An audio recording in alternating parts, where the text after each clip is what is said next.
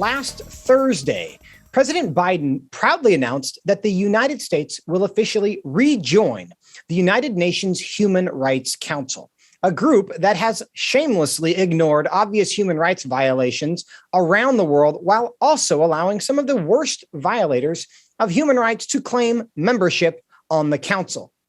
Current members include bad actors such as Cuba, Eritrea, Pakistan, Russia, Somalia, Venezuela, and China. In his statement, President Biden said, quote, "We will stand in solidarity with and continue to work tirelessly in support of the activists, human rights defenders, and peaceful protesters on the front lines of the struggle between freedom and tyranny."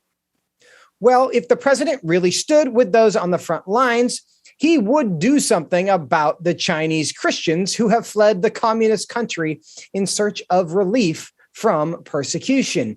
That's one of the stories we want to discuss now with Bob Fu, who's the president of China Aid, as well as FRC's senior fellow for international religious freedom. Bob, welcome back to the program.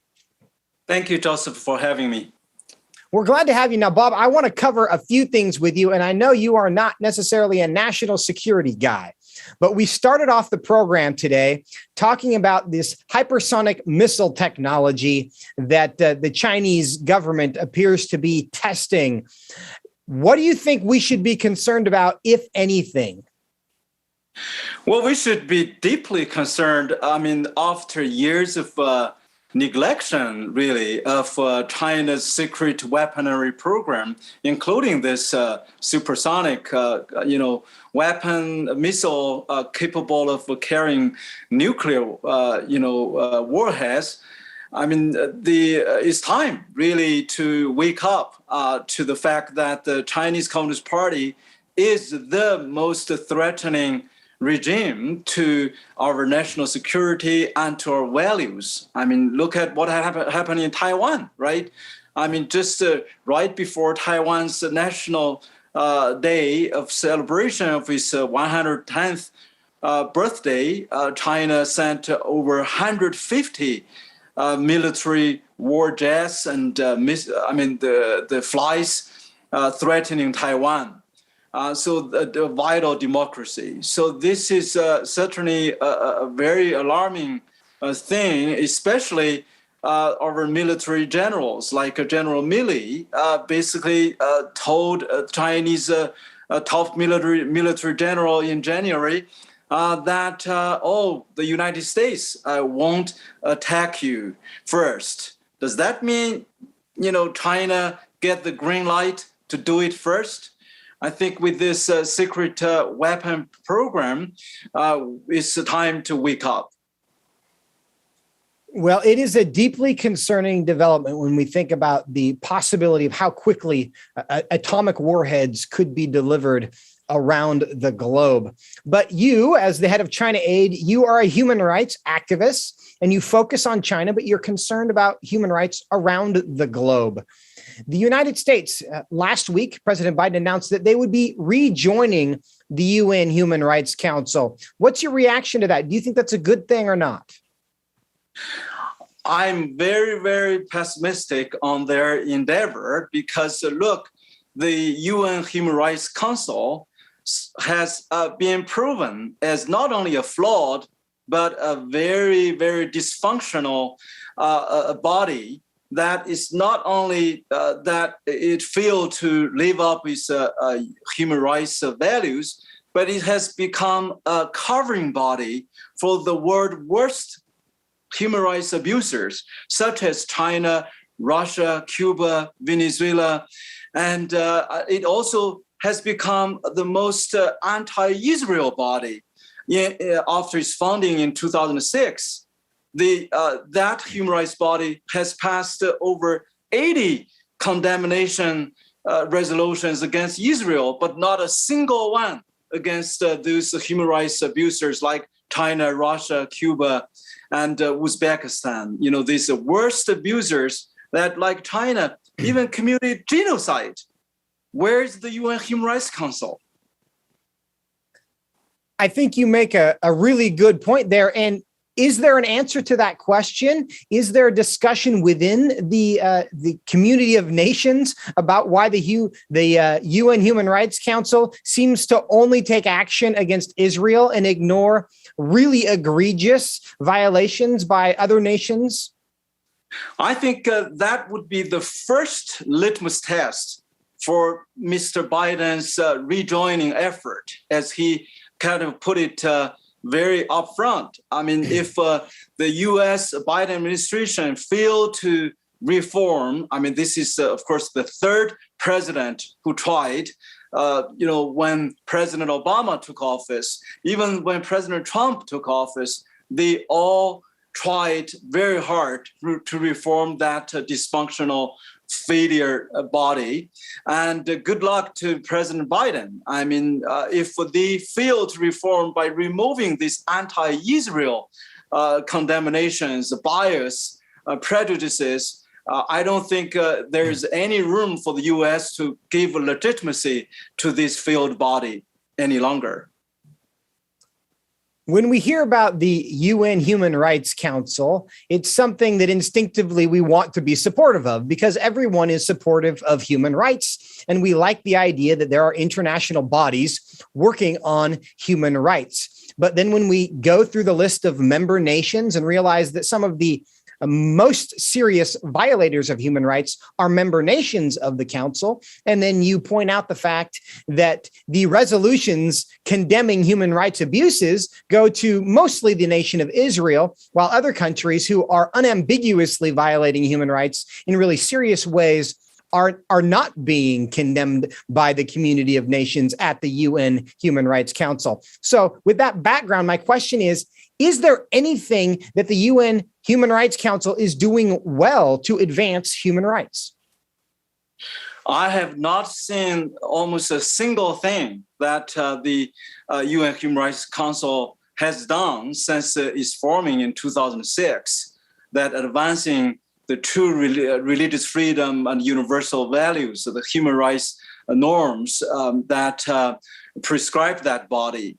And except they just provide a few minutes of empty talks and speeches, and for some of those human rights countries, but they have provided actually more platforms, more rooms, more talks for those human rights abusers. And China use that as a propaganda platform instead of showing its gorgeous, human rights abuses as the worst human rights abusers on religious freedom, on press freedom, on freedom of assembly, and sentencing dissidents, journalists, and committing genocide.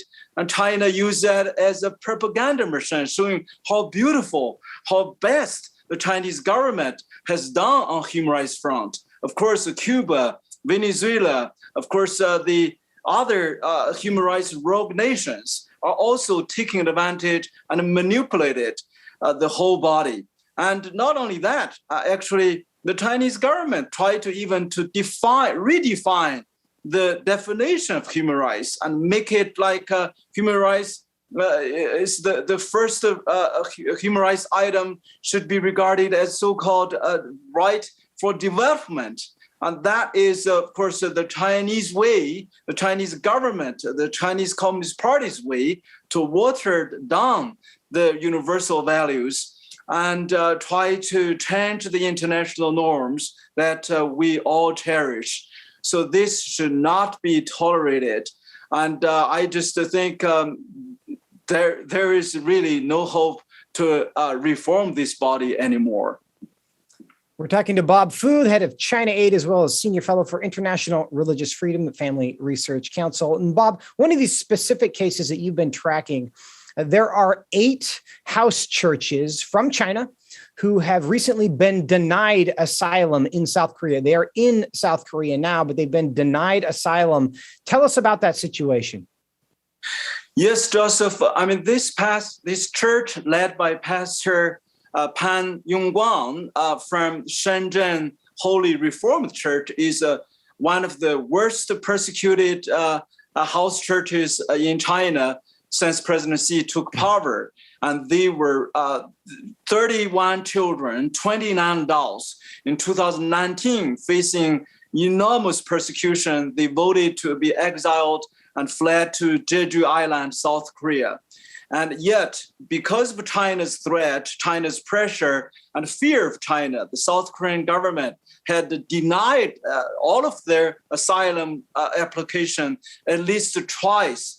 And for the third time, when 8 of them, including Pastor Pan, filed the legal appeal in the South Korean court, they were denied again by the court on October 5th and 6th, 8 of them. So now they're facing an ultimatum by October 19th. And if they don't file this fruitless lawsuits again, they will be faced for deportation and repatriation back to China. Certainly, they will face imprisonment and torture.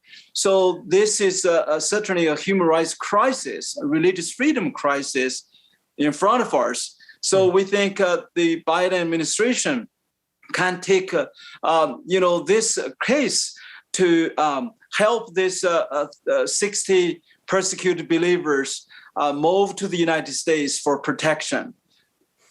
Is there any reason to believe that that might happen? Well, we're working very hard, and we're glad that at least from quite a few members of Congress from both the Senate and the House are working hard to express this urgentness and the urgency and their strong urge to the Biden administration to take them as a humanitarian parole, as an urgent case. And the State Department is telling us that they need to exhaust all their appeals before the U.S. can take up the case. So we are waiting really patiently, and certainly we hope and pray that the Lord will move their hearts and minds to take concrete actions to help these 31 children, 29 adults who are proven as facing the imminent threat by the Chinese regime for their religious freedom. Bob Fu, we will hope and pray with you because those of us who live in relative freedom cannot imagine what it's like to be literally running for your life because of your faith. But we appreciate you tracking that story and bringing it to us today. Thanks so much for your time. Thank you, Joseph, for having me.